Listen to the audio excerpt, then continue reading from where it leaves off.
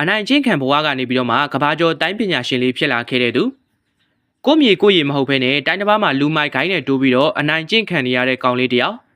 ်ပြန်ခုခံဖို့နေနေတာထွက်ပြေးဖို့တောင်လမ်းမသိတဲ့အခြေအနေမှာသူတို့တိုက်ခန်းကတာမန်တိုက်တန်ရှင်သမားကြီးကအန်အောဖို့ကောင်းတဲ့တိုင်းပညာရှင်တယောက်ဖြစ်နေခဲ့ရင်ဘာတွေဆက်ဖြစ်ကြမလဲဒီဇလန်လေးဟာအားနဲ့သူကနေအားကောင်းသူဖြစ်လာအောင်လို့ဘယ်လိုမျိုးကြိုးစားခဲ့ရလဲဆိုတာကိုရင်ခုန်စွာနဲ့မြင်တွေ့ကြရမယ့်ဇလန်လေးလည်းဖြစ်ပါတယ်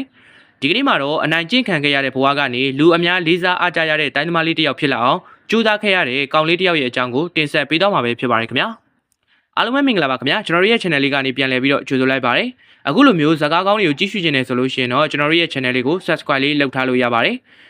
ကျွန်တော်တို့ channel ကနေဗီဒီယိုများများတင်ဆက်ပေးနေရလို့လည်းဗီဒီယိုလေးကိုကြည့်တဲ့အခါမှာဗီပြန်လေးခံပြီးတော့ကြည့်ပေးကြပါလို့လည်းမြတ်တာရက်ခံပြရသည်ခင်ဗျာဇလန်လေးရဲ့အစမှာတော့ Dre လို့ခေါ်တဲ့ကောင်လေးဟာသူ့အမေအလုပ်ပြောင်းတာကြောင့်ပဲအမေရိကကနေတရုတ်ပြည်ပေကျင်းမြို့ကိုပြောင်းလာခဲ့ရပါတယ်ဘာသာစကားမတူယဉ်ကျေးမှုလည်းမတူတဲ့နေရာတစ်မှာ Dre တယောက်အထီးကျန်နေခဲ့ရပါတယ်ဒီနေ့မှာတော့ပန်းညံထဲမှာတရောထိုးနေတဲ့မေရင်ဆိုတဲ့ကောင်မလေးကိုမြင်ပြီးတော့သဘောကျသွားခဲ့ပါတယ်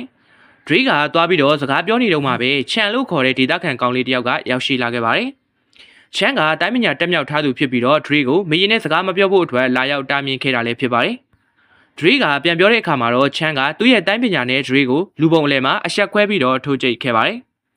အဲ့ဒီနေ့ကနေစပြီးတော့ Dre အတွက်ကြောင်းတက်ရတာဟာငရေကန်တစ်ခုလိုဖြစ်နေခဲ့ပါတယ်ချန်တို့အဖွဲ့ကလည်း Dre ကိုသူ့ကိုတွေးတဲ့နေရာတိုင်းမှာဝိုင်းပြီးတော့အနိုင်ကျင့်ကြပါတယ်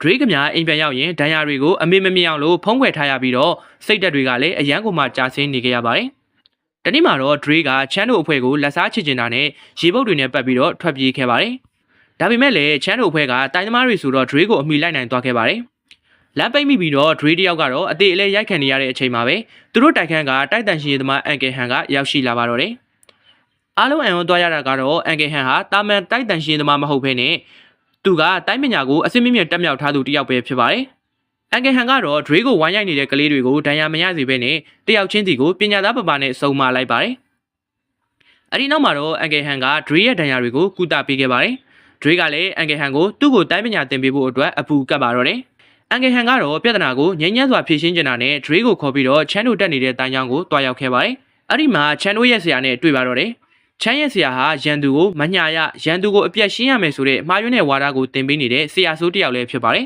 ။အန်ကယ်ဟန်ကသူ့တပည့်ကိုအနိုင်မကျင့်ဖို့ပြောခဲ့ပေမဲ့လည်းတိုင်းကျောင်းဆရာကလက်မခံဘဲနဲ့သူတို့ကျောင်းကကျင်းပမဲ့တိုင်းပြိုင်ပွဲမှာရှင်ပြိုင်ဖို့အတွက်စိန်ခေါ်လိုက်ပါတော့တယ်။အကယ်၍ Dre သာပြိုင်ပွဲကိုဝင်ပြိုင်မယ်ဆိုရင်တော့ပြိုင်ပွဲမတိုင်ခင်အထိဘယ်သူမှ Dre ကိုလာမနှောက်ယှက်ရဘူးလို့လည်းကတိပေးခဲ့ပါတယ်။အဲဒီမှာပဲ Dre ရဲ့တိုင်းပညာသင်ယူမှုခီးစဉ်ကြီးကစတင်ခဲ့ပါတော့တယ်။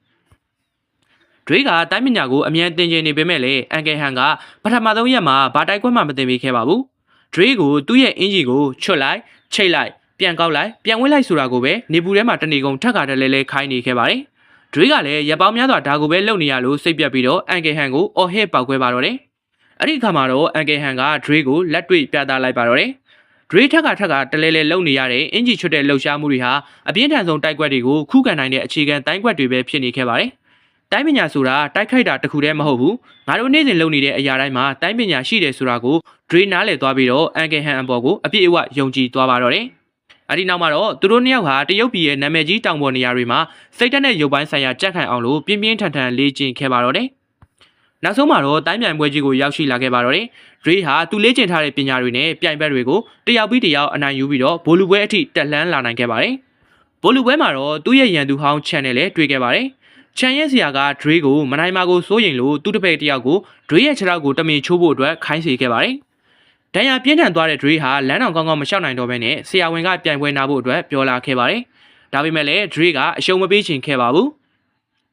သူဟာကြောက်စိတ်ကိုကြော်လွှားပြီးတော့ကွင်းထဲကိုပြန်ဝင်သွားခဲ့ပါတယ်။ခြေထောက်တစ်ဖက်ထဲနဲ့တိုက်ခိုက်ရတဲ့ Dre ဟာနောက်ဆုံးမှာတော့သူလေ့ကျင့်ထားတဲ့မွေဟောက်တိုက်ကွက်ကိုသုံးပြီးတော့ချန်ကိုအလဲထိုးပြီးတော့ချန်ပီယံဆုကိုလည်းရယူသွားနိုင်ခဲ့ပါတယ်။ချန်ကိုယ်တိုင်ကလည်း Dre ရဲ့ဇွဲကိုလေးစားသွားပြီးတော့စူဖလားကိုကိုယ်တိုင်ပေးအပ်ခဲ့ပါတော့တယ်။ကျွန်တော်တို့ရဲ့အနေနဲ့ဒီဇလန်လေးကနေပေးချင်တဲ့သင်ခန်းစာကတော့ဘဝမှာဘလောက်ပဲလဲကျနေပါစေပြန်ထနိုင်ဖို့ကအဓိကပဲဆိုတာပါပဲ။